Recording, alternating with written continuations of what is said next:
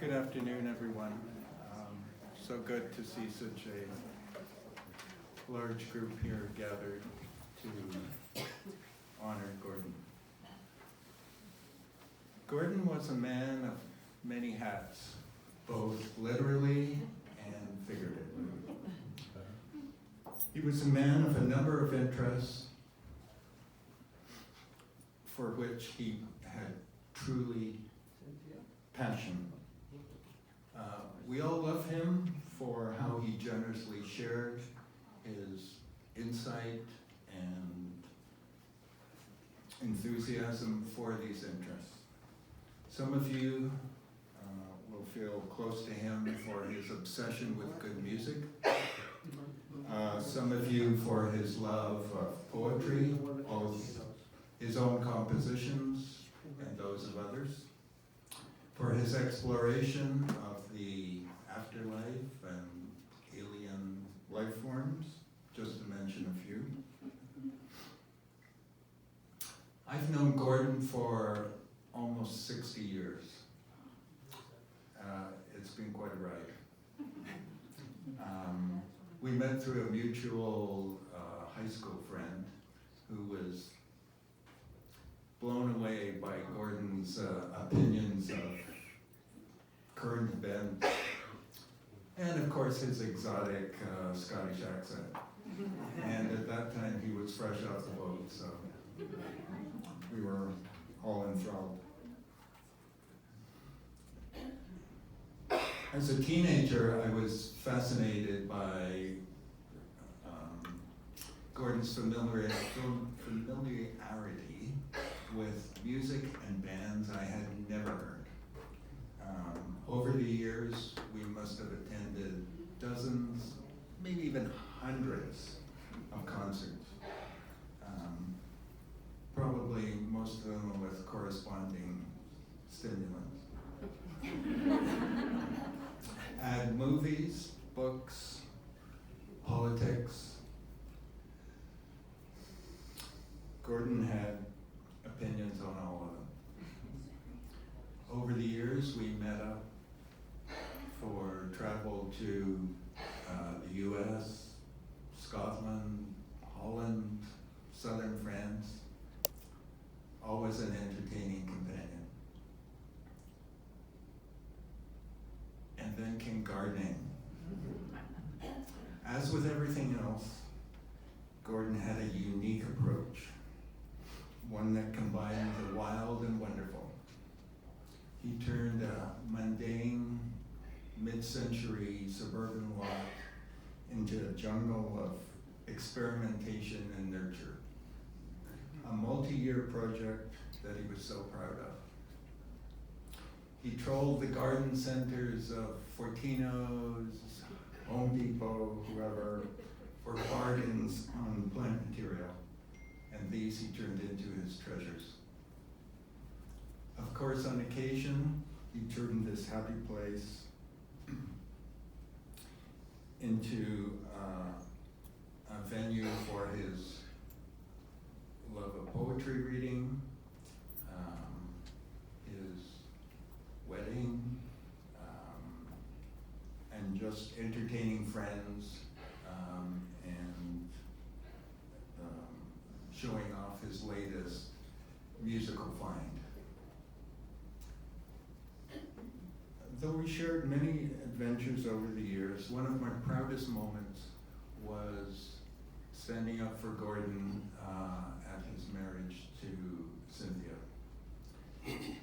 It felt like this completed a life that was so rich in many other respects. And I was very happy for both of them. And now I am sad it has been cut short far too early. I must selfishly admit that I'll miss those concerts, lunches out, casual coffees and beers. But most of all, I will miss his good company and conversation. Gordon Phinn, I am so grateful to be able to call you my good friend. And I know you will always be with us words of one of Gordon's favorite bands over the years. Shine on, you crazy diamond. Thank you for listening.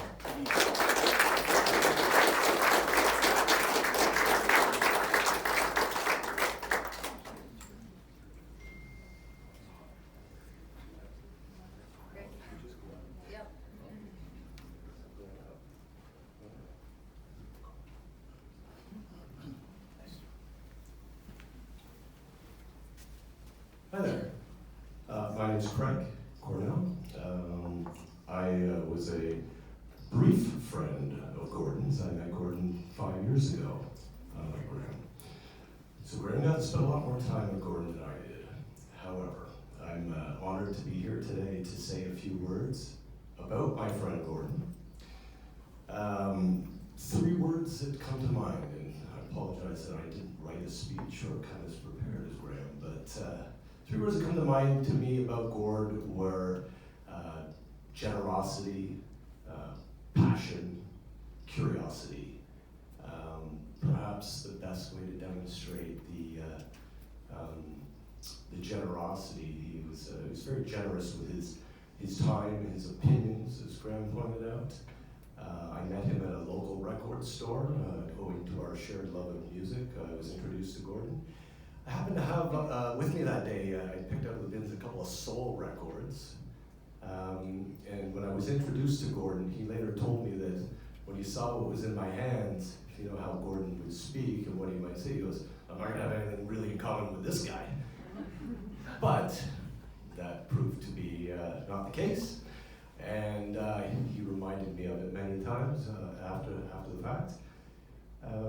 But perhaps too, he reminded me of that because it's important not to judge a book by its cover, I guess, and maybe that's what Gordon was trying to tell me. Given that was also one of his passions, in addition to music and film and writing, which I shared with Gordon. So I would spend almost every Thursday with him, listening to and talking about music and films. And again, back to Gord's generosity, he was constantly giving me books and movies to watch. And I don't know how many times, I probably still have some CDs at my place I gotta return to Cynthia. But I really cherish those times that I was able to spend with him, however briefly. And I'm lucky that in the last week that Gordon was with us, I was able to spend as much time as possible with him and give back to him some of the things that he gave to me. So like Graham, and I'm sure like all of us here, I will miss Gordon. There's kind of an empty space for me, especially on Thursdays. Thank you.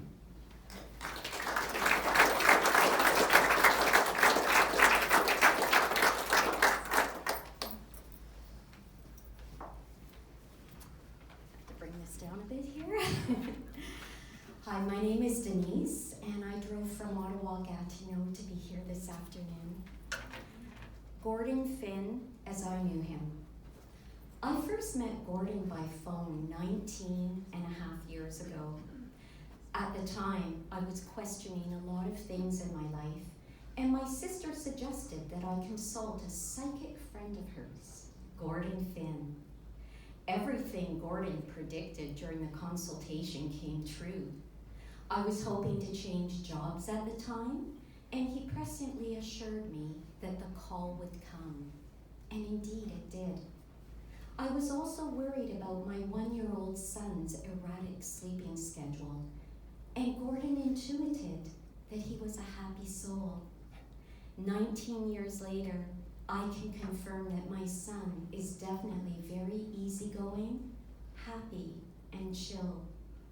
Gordon was bang on for everything. These examples showed me that he had access to a bigger picture that most people were missing. I was so intrigued that I told my new colleagues in Ottawa about my psychic consultation, and several of them booked appointments with Gordon too. He was a little surprised by the business I sent his way because he hadn't set out to be a psychic. However, He followed the universe's call of helping other people out when asked.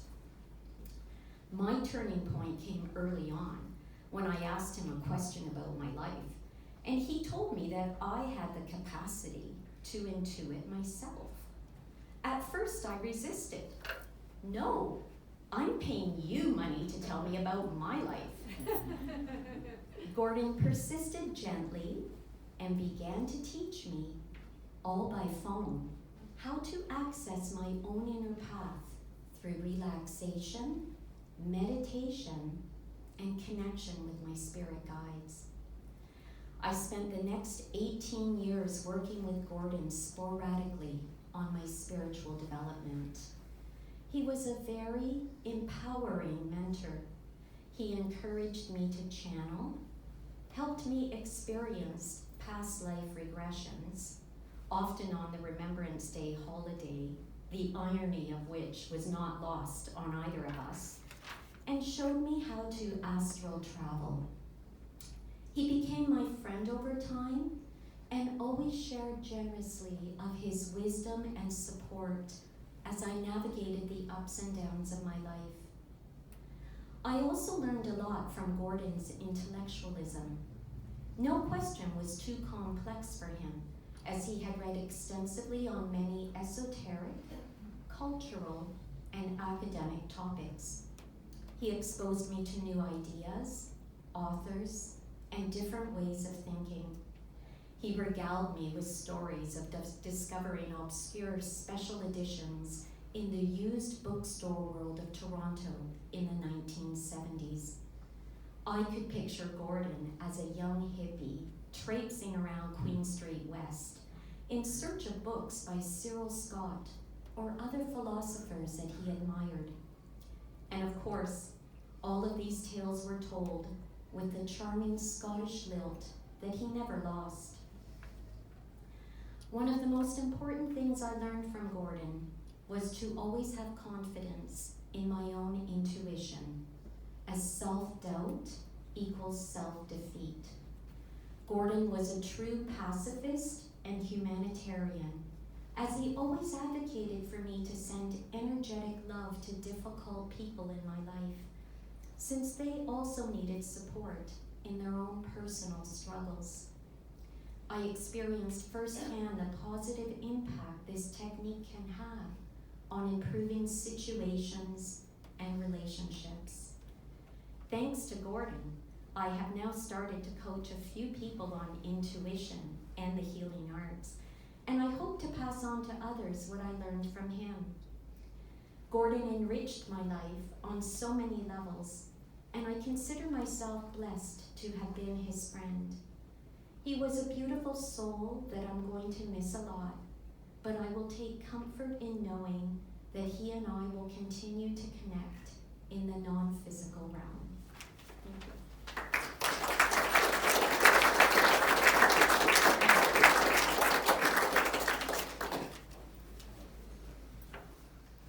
Good afternoon, everyone. I'm Ruth, one of Cynthia's sisters. On behalf of Cynthia, thank you all for coming. Your support means a great deal to Cynthia. If you have not yet signed the guest book outside this door, please do so. From the time of Gordon being hospitalized until his passing, there were many thoughtful, kind, caring messages and visits from Gordon's many friends. He had messages full of love and appreciation for the time they had spent together. Cynthia has received a great number of messages, phone calls, and letters letting her know how much Gordon had touched them. I'm going to read one of the messages from his friend Lawrence Hutcherman, who lives in Vancouver. It was with a heavy heart that I learned about the passing of Gordon Phinn from his wife Cynthia. I first came across the name of Gordon Phinn when I discovered that he had read my poems on his podcast. One Saturday morning, Eva and I were in a cafe bakery in Oakville, and we introduced ourselves. From that moment, we became friends, meeting many times for coffee at Whole Foods or Starbucks. we had kind of a Scottish Northern Irish connection. There we would discover literature, politics, history, and his favorite subject, spiritualism, as he published a number of books about this matter of spirituality, along with numerous essays and books of poetry. Gordon endorsed Canadian poets with an open heart on his engaging podcasts, presented with deep, insightful, and great enthusiasm. Over the years, he was very supportive of my work, showcasing it not only on podcasts, but writing reviews of my books. 7 years ago, he conducted an in-depth interview with me on YouTube. Last year, I asked him to edit a book of literary criticism on my work, but unfortunately, his illness did not allow him to complete this project. Gordon was one of the most positive and generous people that I have known. He had an energy, a confidence, and a certain radiance. I will miss you, Gord, my friend.